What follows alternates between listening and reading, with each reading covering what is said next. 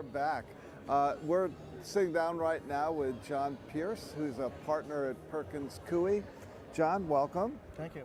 So, first things first, can you tell our audience what is Perkins Coie?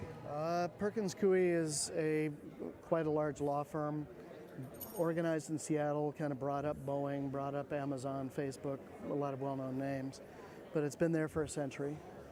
It's probably more well-known of late because of the association with the political office in D.C. And that both, depending where you sit, that's either good or bad. And but obviously we're about 1,000 lawyers across the U.S. and offices in Asia. Luckily, we're sitting right here in the middle, so that won't be a big issue. So before we came back on, you were talking to us about some of the things you're doing in offshore energy. I'm just curious to hear a little bit more about that. Well, we're working in Hawaii on offshore energy, offshore wind. We've worked with wave energy and some of the other resources, but wind is the fastest uptaker, one because of the evolution of technology with platforms, deep water access, and the turbines are already being used or being developed. They're talking about a 12.5 megawatt turbine that might be used out here. That's huge, 800 odd feet tall. Given that they haven't really done anything even close. Not that big, but it's really a matter of scaling and the types of materials they use. These platforms would be 18, 20 miles plus offshore, so you might see them in the evening with the red light or something, but they're going to be in areas that aren't whale migratory, that shouldn't interfere with fisheries, shouldn't interfere with the Navy and its operations. So is that the reason why Hawaii has been challenged by implementing offshore energy until now, because of the marine concerns? Well, Hawaii's can be harder than other places to do things, in part because there's a very strong environmental community here that kind of goes from top to bottom. The governor and everybody in the legislature is concerned about all of these things, and they're very responsive to those communities. This is probably easier to do in some ways because it's federal waters than just state waters, but you have to have access through the state waters to bring that power ashore. And BOA, the Bureau of Offshore Energy Management, is very active here in trying to promote that and trying to make that happen. So there is a large project that's not been announced yet, but you'll hear about soon. That'll be 700 plus megawatts off of Oahu. And that has the capacity to displace, say, the AES coal-fired plant. So they're all these offshore wind turbines on floating platforms. And they're just miles and miles of floating platforms. There'll be a constellation, if you will, and they'll be scattered out in a defined area. And there'll be a collection system that collects all that power and brings it to shore. And where it would come onto shore is where it can tie into the existing grid.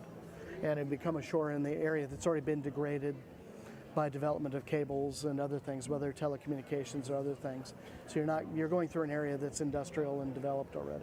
So now we've heard, I think last year, that there's no interconnectivity across the islands. Right. So Right. so are you looking at are they talking about different projects for each island, or is there some way that maybe there will be some interconnection? Well, Oahu and perhaps Maui are the areas of interest because of the load, the population, and the lack of resource. You won't need it on the big island. I mean, notwithstanding Puna going down and maybe not restarting, they've got enough wind resource and solar there and otherwise that they can do things there. And Big Island could be 100% renewables very fast, as could Lanai and Kauai and other islands. But the bulk of the population and the load is on Maui and Oahu. So it'd be the focus there. So are there lessons you're learning here that you could take back to the mainland or to take to other geographies? I think primarily to Asia, because this is going to be in the example. If this project goes through, it'll be the example for Taiwan, Japan, India, Korea, for the development of these resources using essentially the same kind of technology. And I would expect Hawaii to see a lot of people coming here to look at it, to study it, and to see what happens. So it's an opportunity for Hawaii to innovate in a real practical way.